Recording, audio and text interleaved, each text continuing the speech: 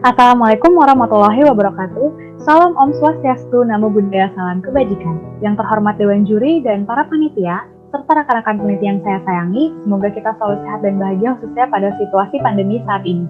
Perkenalkan, kami perwakilan Fakultas Psikologi hari ini akan mempresentasikan PKMP kami dengan judul Efektivitas Program Kunjungan Antar Generasi Grand Friends terhadap Penurunan Gejala Depresi pada Lansia di PSTW. Saya Hairunisa Syafira bersama rekan saya Keranina Prilly dan Hairunisa Faira dan dosen pembimbing kami yaitu Mbak Latifah Hanum MC Psikolog. Jumlah lansia di Indonesia pada tahun 2019 mencapai 25.660.000 jiwa atau sekitar 9,6%. Angka ini diprediksi akan terus meningkat hingga 48.200.000 jiwa atau 15,7% pada tahun 2035.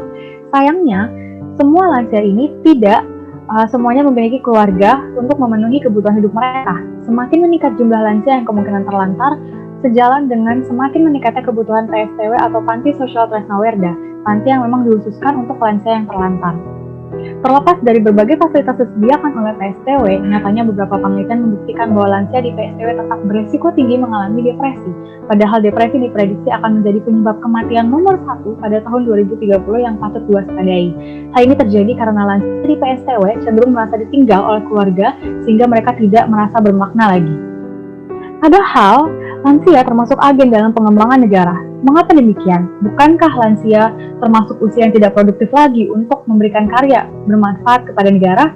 Anggapan inilah yang kemudian menjadikan proses kesejahteraan lansia menjadi terbengkalai. Padahal lansia berperan untuk melestarikan budaya melalui pengalaman yang sangat kaya, karena mengingat mereka telah melewati 60 tahun lebih menjadi bagian dari Indonesia. Selain itu, lansia juga menjadi teladan dan penyemangat dalam hidup bermasyarakat. Kita pun kelak akan menjadi lansia, jadi tidak ada alasan untuk tidak memprioritaskan kesejahteraan lansia itu sendiri. Beberapa negara seperti Jepang, Amerika, dan Australia telah menerapkan program kunjungan antar generasi untuk meningkatkan kesejahteraan psikologis lansia. Salah satunya adalah program Grand Friends yang dikembangkan Lo dan kawan-kawan pada tahun 2015. Sayangnya program ini belum diaplikasikan secara masif di Indonesia dan belum ada penelitian spesifik mengenai efeknya terhadap penurunan gejala depresi lansia di PSTW. Oleh karena itu, kami memutuskan untuk melakukan penelitian dengan rumusan masalah, yaitu apakah program Grand Friends efektif menurunkan gejala depresi pada lansia di PSTW, dan dengan tujuan penelitian untuk mengetahui efektivitas program Grand Friends itu sendiri. Kemudian, luaran yang diharapkan adalah pertama, tersusunnya artikel ilmiah untuk dipublikasikan di jurnal. Kedua adalah program Grand Friends menjadi program yang efektif untuk menurunkan gejala depresi, serta kegunaannya untuk memahami efektivitas program Grand Friends dalam menurunkan gejala depresi pada lansia di PSTW, serta agar program ini dapat diimplementasikan di Indonesia secara masif.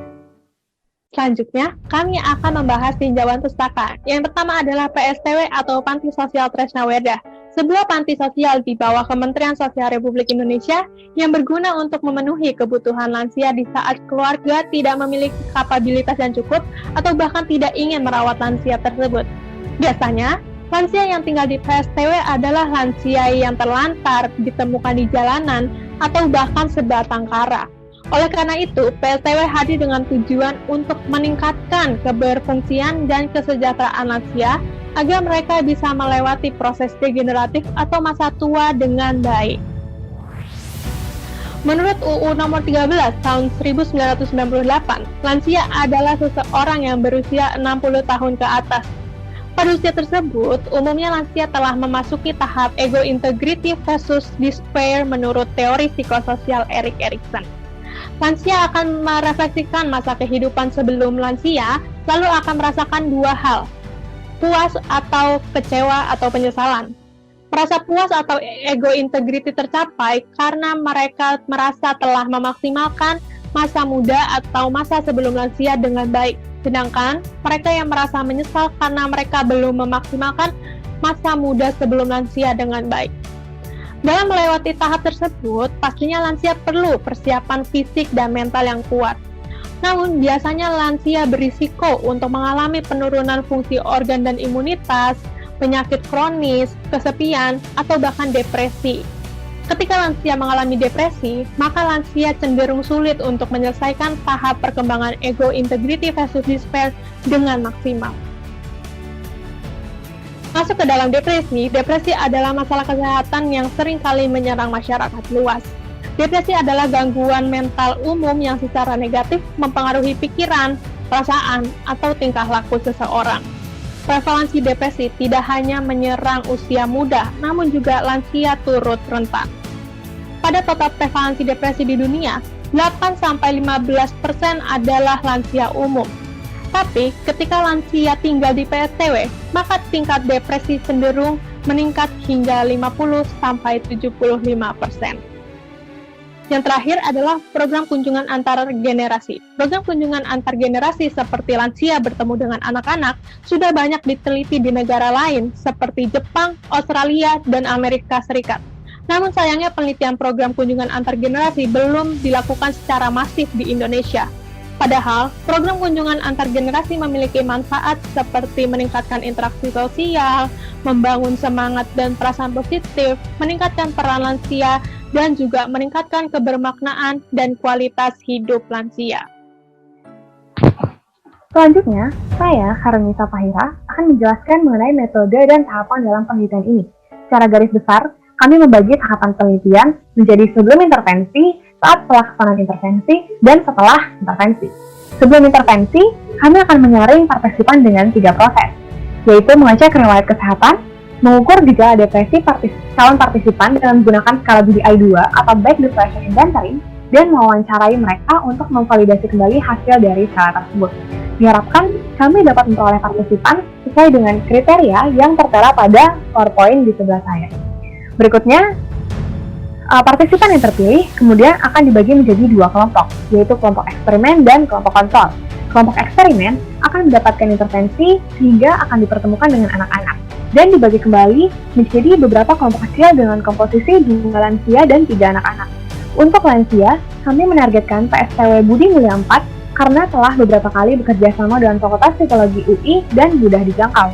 Untuk anak-anak, kami menargetkan TK Roda Tol Aspal Al-Hub karena hanya berjarak 1 km dari PSTW Budi Mulia 4. Sementara kelompok kontrol tidak akan memperoleh intervensi sehingga tidak mengikuti program dan beraktivitas seperti biasa di PSTW selama penelitian ini berlangsung. Berikutnya adalah tahap pelaksanaan intervensi yang dilaksanakan selama 7 minggu sebanyak 7 kali dengan detailnya 1 kali per minggunya dan durasi 45 menit pada masing-masing sesi. Kami akan menjalankan 3 kegiatan yang terdiri dari 3 jenis kegiatan secara garis besar, yaitu berdiskusi, membuat prakarya, dan bermain bersama. Terlihat di sini ada 7 nama kegiatan yang kami kembangkan berdasarkan 3 program tersebut dan nantinya akan dilakukan secara bergilir pada setiap minggunya. Lalu, setelah sesi ke-7 selesai, hari setelahnya kami akan melakukan pengukuran ulang pada gejala depresi partisipan dengan skala BDI yang sama dan wawancara. Data ini nantinya akan dibandingkan dengan data yang diperoleh sebelum intervensi untuk melihat apakah terdapat perubahan gejala depresi akibat dari program Grand Strength. Berikutnya adalah indikator pencapaian pada masing-masing tahapan penelitian, dan berikutnya adalah indikator pencapaian pada masing-masing sesinya secara lebih rinci. Selanjutnya adalah saya akan menjelaskan mengenai teknik pengambilan dan pengolahan data. Kami menggunakan purposive sampling untuk memperoleh partisipan. Teknik ini digunakan ketika peneliti secara spesifik, secara langsung menargetkan kelompok tertentu untuk disesuaikan dengan tujuan penelitian, yang dalam hal ini adalah PSTW Budi Mulia 4. Dan kami akan mengambil data sebanyak 2 kali, yaitu pre-test atau sebelum dan post-test atau sesudah intervensi. Lalu data akan dianalisis dengan Excel dan SPSS untuk dibandingkan dan dilihat apakah ada perubahan signifikan pada gejala depresi sebagai akibat dari intervensi Grand Strength. Berikutnya adalah anggaran biaya yang telah kami rencanakan, dan terakhir adalah jadwal kegiatan yang telah kami rencanakan pula. Demikian presentasi yang dapat kami sampaikan. Izinkan saya menutup presentasi hari ini dengan mengutip salah satu kalimat dari Pope Francis yang memotivasi kami juga dalam menyusun penelitian ini, yaitu karena kami percaya bahwa no elderly person should be an exile in our family, because the elderly are a treasure for our society. Sekian, mohon maaf atas segala kekurangan dan terima kasih atas kesempatan yang telah diberikan. Wassalamualaikum warahmatullahi wabarakatuh.